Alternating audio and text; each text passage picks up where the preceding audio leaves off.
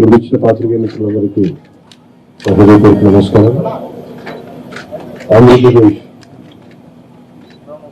వినాశనానికి దారితీసిన వైసీపీ ప్రభుత్వానికి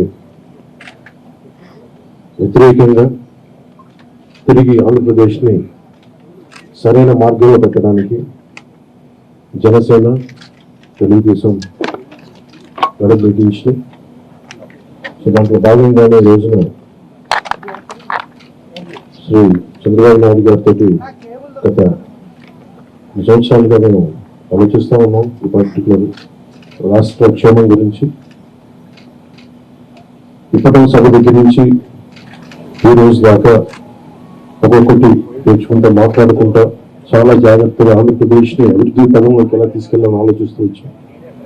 అది భాగంగానే ఈ రోజున ఒక బంగారు భవిష్యత్తు కోసం రాష్ట్రాన్ని సరైన అభివృద్ధి పదంలో పెట్టడానికి మనస్ఫూర్తిగా ఈ రోజున శ్రీకారం చుట్టడం జరిగింది.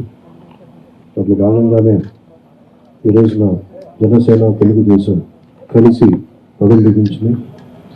దీనికి మరింత బలోపేతం చేయడానికి భారతీయ జనతా పార్టీ కూడా శుభాశిస్సులు ఉన్నాయి. దీనికి మీ అందరికీ తెలిసిందే.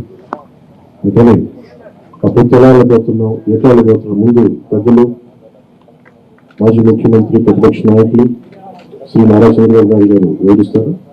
ఆ తర్వాత జనసేన ఎన్ని స్థానాల్లో పోటీ చేస్తామో తెలియజేస్తారు.